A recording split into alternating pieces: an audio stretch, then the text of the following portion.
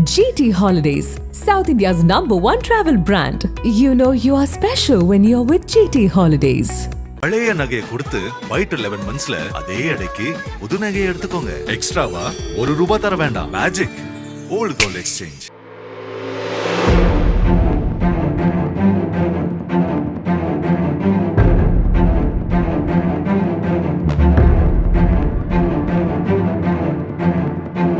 ஐக்கிய அரபு எமிரேட்ஸில் 2025ஆம் ஆண்டுக்கான துபாய் விமான கண்காட்சி நவம்பர் 17ஆம் தேதி தொடங்கி 21ஆம் தேதி வரை துபாய் வேர்ல்ட் சென்ட்ரலில் நடைபெற உள்ளது.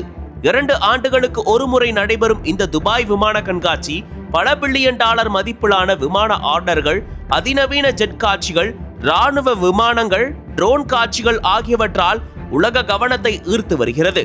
மேலும் இந்த நிகழ்ச்சியில் பல்வேறு நாடுகளும் தங்கள் விமானங்கள், போர் ஜெட்களை காட்சிப்படுத்த உள்ளன.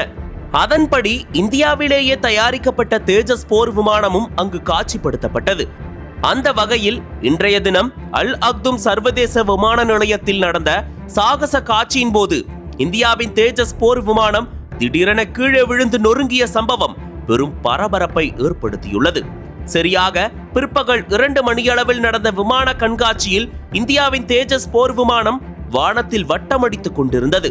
அப்போது யாரும் எதிர்பாராத விதமாக திடீரென கட்டுப்பாட்டை இழந்த விமானம் ஏர்போர்ட்டுக்கு அருகாமையில் விழுந்து விபத்துக்குள்ளானது.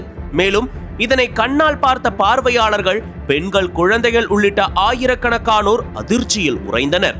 தற்போது போர் விமானம் தரையில் விழுந்து தீப்பிழம்பாக வெடிக்கும் வீடியோ காட்சிகள் வெளியாகி அனைவரையும் அதிர்ச்சி அடைய வைத்துள்ளது. மேலும் விமானத்தில் இருந்த பைலட் உயிர் பிழைத்தாரா என்ற அச்சம் எழுந்த நிலையில் விமான விபத்துக்கான காரணம் என்ன என்பது குறித்து கேள்வியும் எழுந்துள்ளது.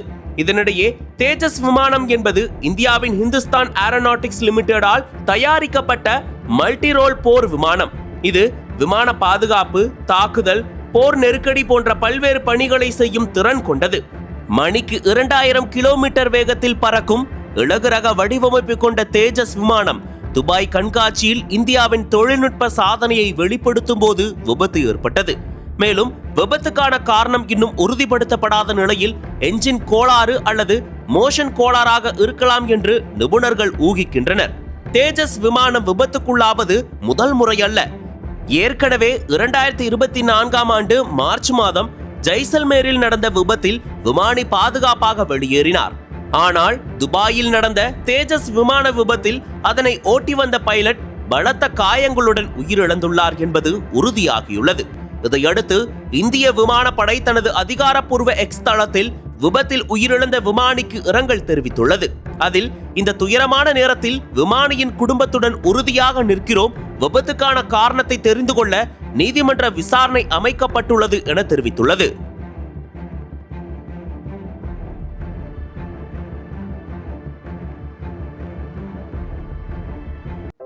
நக்கீரன் டிவிக்கு சப்ஸ்கிரைப் செய்யுங்கள்.